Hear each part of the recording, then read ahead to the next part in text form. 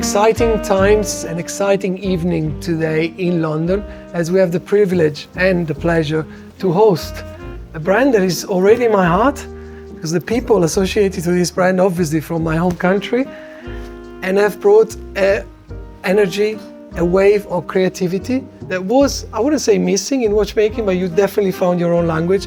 I'm happy to have Mo Coppoletta with us, representing Gagà Laboratorio today. Hi, thank you very much, Pietro, for having us tonight in London, and it's going to be an exciting evening. It will be for sure. We're gonna exchange with collectors tonight, and we're gonna try to transmit what you've been trying to transmit with the art that you have applied to the first edition. Debut edition of Gagà Laboratorio was the Labormatic collection in two versions, the 50 here on my side, on my left, and the Bauhaus as well.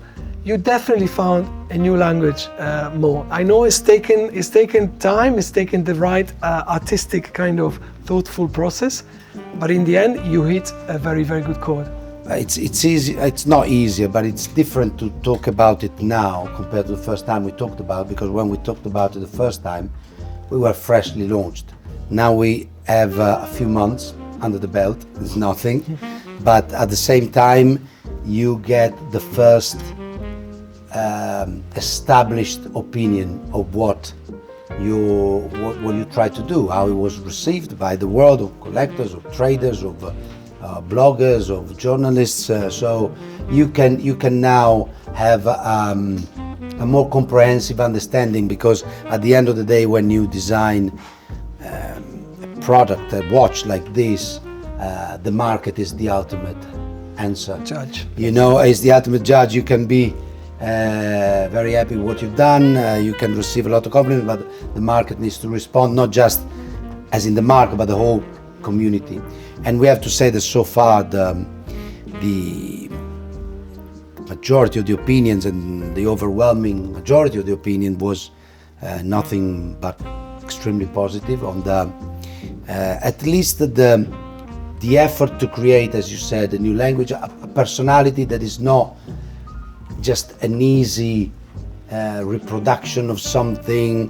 We played it on a territory that was a little bit more difficult, because whereas you can just reproduce something and be sure that the collectors will like it because they recognize the language, but then you don't have much of a lifetime in front, or create a new language which will be maybe a little bit more difficult to digest, but will give you more longevity. So I think we achieved the both. And that's very interesting, because actually you're saying the market is the ultimate judge, but you typically don't think too much about the market when you're in your creative vibe, because even looking at what you've created here, it's a piece that horologically is really interesting for the conformation of the case itself in 7 different pieces, and for the La Jouperet automatic caliber as well, that you've chosen to display a rotating running hour, I should say, with the concentric indication of minutes and seconds in the middle. So there's a lot of horology,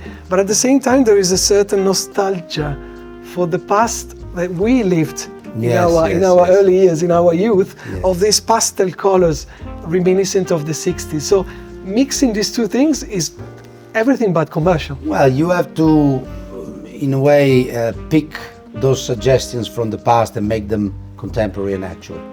That was the aim, at least, with the 50, with the Bauhaus, a more somber approach, a more two-tone with that hint of red, and the sector dial, so not say more severe, but a bit more Teutonic design approach. I must say the color of the 50, whereas this could be, Bauhaus could be an easier watch in a way to take in straight away, because you play safe with the colors. We must say that the 50 colors of the watch dial and the strap as well encounter the favors of the collectors, we really managed to create a family in the family with those pastel hues, and I'm very happy about that. Absolutely, and the sector dial, you just flew very quickly on that, but it took time, no, for you to absolutely imagine that, and because also the construction of that sector dial is very complicated because all the applied, they're not quite applied, they're applied, all the buttons are applied but also wedged in, so it's very complicated, not just printed on. So we wanted to also convey, we can see from the lovely video you guys shot at times how many volumes there are on that little sector dial. So I think the Bauhaus will give us a lot of satisfaction in the future. Yeah. Basically, a sector dial gives a 3D actually effect within the dial. It is already quite dynamic again because we talked about the concentric disc. So the disc for the small second and the disc for the minute to give that movement as well to the dial. Yeah, it was nice. We could have introduced a second hand there, but at that point, it's nice to have something that is eventful, that can see it's a watch that's very dynamic anyway, even though it's very elegant in a way in the lines, and having something beating on your wrist when you look at it, it's always nice to see that it's working, that it's revolving. Absolutely. It's good to see the second hand. In this case, it's replaced by the disc, and I think it's very nice. Yeah, and the running hours as well is a good detail on. Is there a message about let time move slowly rather than? It does, but it moves, and when you have 15-20 minutes, you can see that the disc is going around, so you appreciate the time moving. I think it's we left a lot of fields, a lot of space for unused, if you want, in a way, and just used for the decoration. But I think that was the point. If you go back also for the jumping hours in the 20s and 30s, they have a lot of fields, and you have those little windows displaying the time. I think there's a little bit of that, a lot of different things. Yeah. And between the two, what's your choice? But tonight, because of what I'm wearing, is the 50. So I'm wearing the 50 tonight because I always have to go with what I'm wearing pretty much. Absolutely. And I was really honest.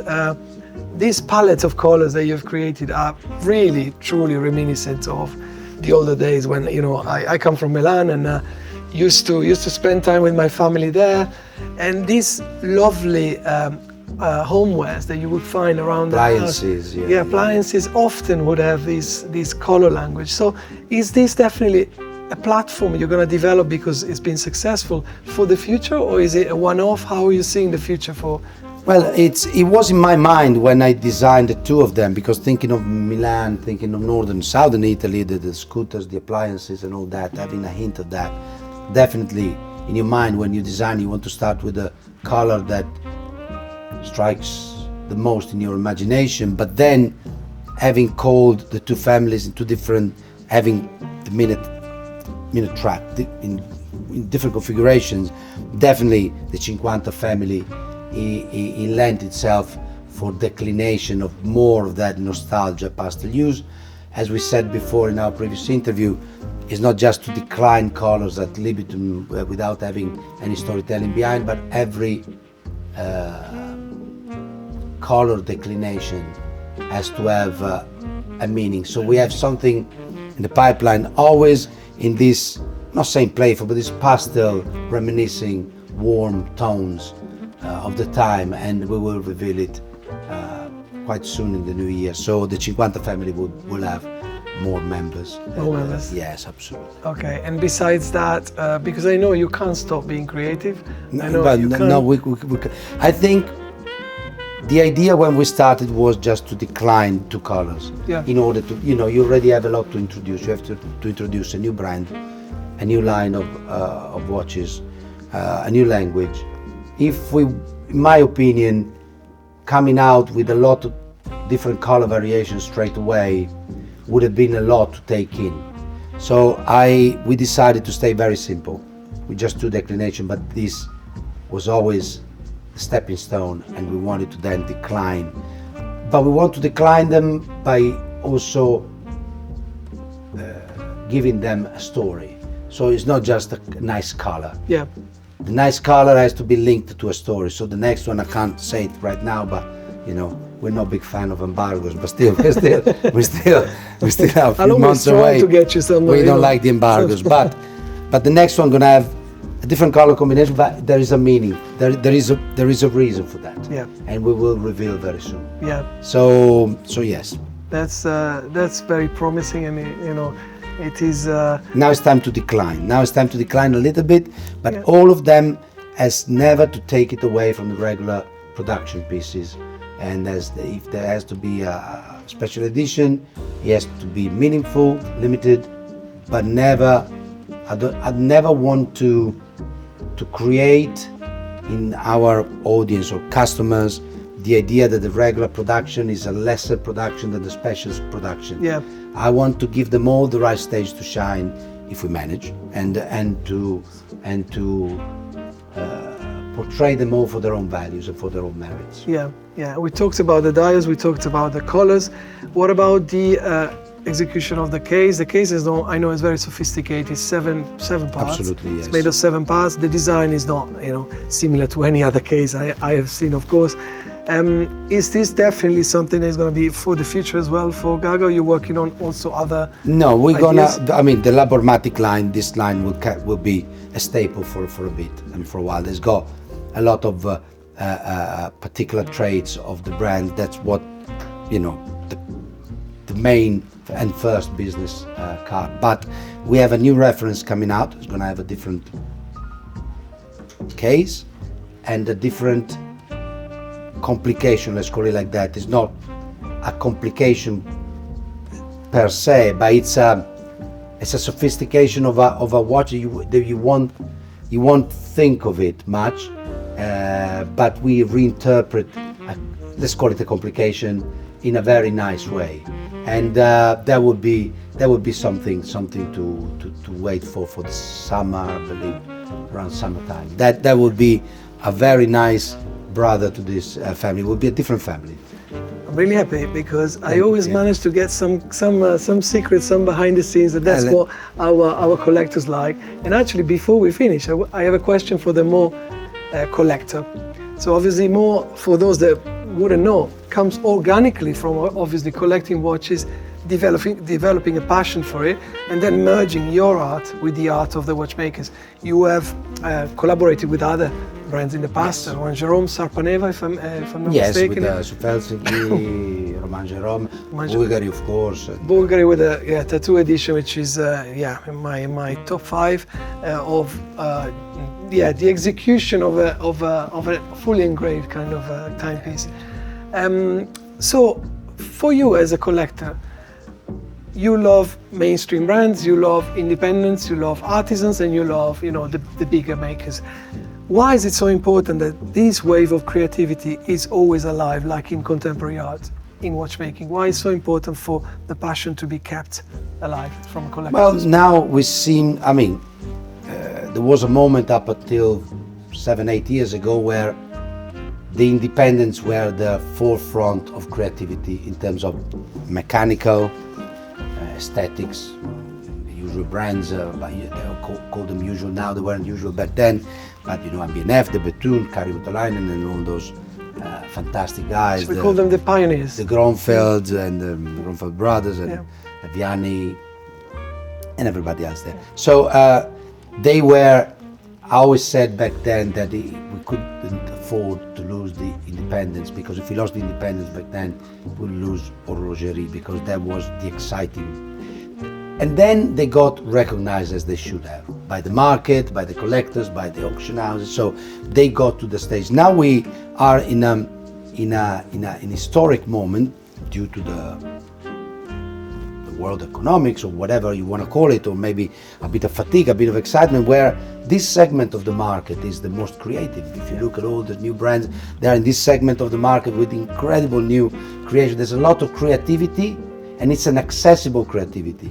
And if you think about all those crazy watches from the 60s or 70s with crazy shapes, they weren't for few, but you could afford them if you saved enough. The majority of the people could afford them. So seeing that level of creativity in an affordable way, but very well curated, with limited numbers, I think is very refreshing. So if you're a seasoned collector, you can get you can satisfy your cravings for collecting by having all these beautiful watches. If you are a youngster or a beginner, you have a watch that allows you to enter into that club of people who know about watches. And so we can only welcome all these new small brands that play in this segment up until the 5, 6, 7,000 Swiss francs, say, Yeah. which are pushing the design boundaries a lot. Yeah. And this is very, very refreshing. It's a little bit retro because back in the days it used to be like that. And also it's very cool to see all this creation all lined up together, and they all stand for their own merit. They all have their personal traits and their personality. So I think it's just, you can only welcome that. And for as long as it's meaningful, like you said before, Absolutely. yeah, in terms of the legacy of the brand, the idea, the project, and the design language. Absolutely. Yeah, and it is a challenge on itself as well to find the right balance between the. It's not easy to deliver at this price point, and when you hold it, to appreciate quality. You know, it's to stay in those constraints. It's in a way it's more difficult than designing a watch 10 times the value of this, and so you have more room to be fancy. But here you can only rely on your taste, on your way to manufacture, or you have to overcome problems with design solutions and not with just technical solutions. So, you know, you have to scratch your head, and I'm glad to see that.